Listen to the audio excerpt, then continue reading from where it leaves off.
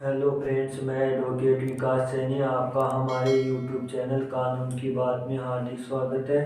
आज के इस वीडियो में हम जानेंगे कि किस तरह से आप कोर्ट में चल रहे मामलों में आसानी से राजीनामा करके केस का निपटारा या ख़त्म करा सकते हैं और कौन सी धाराओं के वे मामले हैं जिनमें राजीनामा किया जा सकता है। आज के इस वीडियो में मैं उन धाराओं के बारे में बताऊंगा।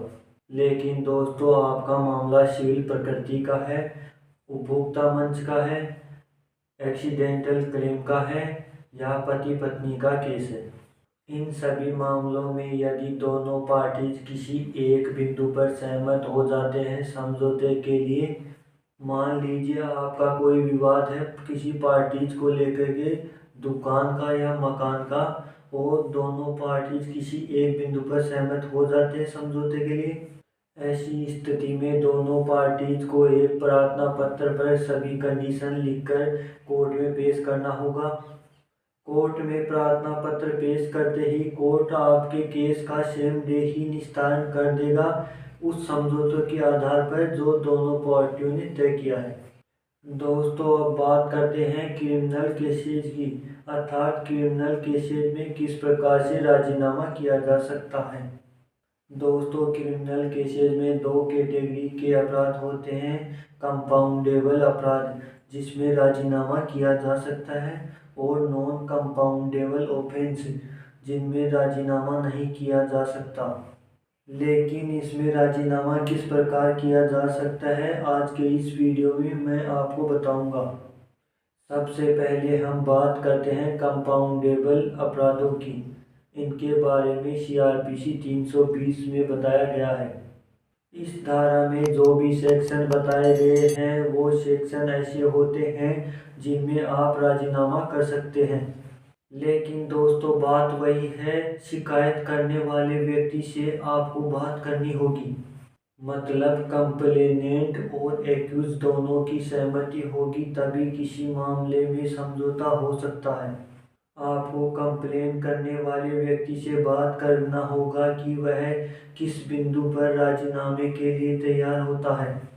उदाहरण के तौर पर किसी कंप्लेनेंट ने आपके ऊपर शिकायत करवाई थी, अर्थात कोई FIR दर्ज कराई थी, और आपने कंप्लेनेंट को बाहर मुआवजा देकर समझौता कर लिया, या कोर्ट में आकर के दोनों पार्टी ने समझौता कर लिया। फिर दोनों पार्टीज ही कोर्ट में प्रार्थना पत्र पेश करेंगे। प्रार्थना पत्र दोनों को संयुक्त रूप से पेश करना होता है। फिर दोनों पार्टीज कोर्ट में प्रार्थना पत्र पेश करते हैं। प्रार्थना पत्र संयुक्त रूप से पेश करना होता है दोनों को। प्रार्थना पत्र में एक तरफ आपके साइन होंगे और एक तरफ शिकायतकर्ता के होंगे। इन धाराओं में कोर्ट कुछ भी नहीं कहेगा बल्कि राजीनामा करके आपके केस को क्लोज कर देगा। लेकिन कुछ धाराएं ऐसी होती हैं जिनमें राजीनामे के लिए परमिशन कोर्ट से लेनी होती है। मान लीजिए जिसने शिकायत दर्ज कराई थी वह ऐसा मामला है जिसमें राजीनामे के लिए पहले कोर्ट से परमिशन लेनी होगी। ऐसी स्थिति में कोर्ट में प्रार्थना पत्र वह व्यक्ति पेश करता है जिसने कंप्लेंट की है, और कोर्ट से परमिशन मांगेगा कि सर, मैं इस मामले में कोई भी कार्रवाई नहीं चाहता, इसमें समझौता करना चाहता हूं मैं। तो कोर्ट आपको परमिशन दे देगी समझौते की। फिर आपको कोर्ट में संयुक्त रूप से प्रार्थना पत्र पेश करना होता है। उसमें एक साइड में आपके साइन होंगे, दूसरी साइड में शिकायतकर्ता के हस्ताक्षर होंगे। अब तीसरी कंडीशन, वो मामले जो नॉन कंपाउंडेबल हैं। नॉन कंपाउंडेबल अपराध बहुत सारे हैं। उदाहरण के लिए सेक्शन 354, 376, 365, 307, 302 और पोक्सो के मामले, ये ऐसे मामले हैं जिनमें आप समझौता नहीं कर सकते। यदि आप राजीनामा करके भी आप कोर्ट के समक्ष पेश कर देते हैं तो कोर्ट इस राजीनामे को नहीं मानेगा।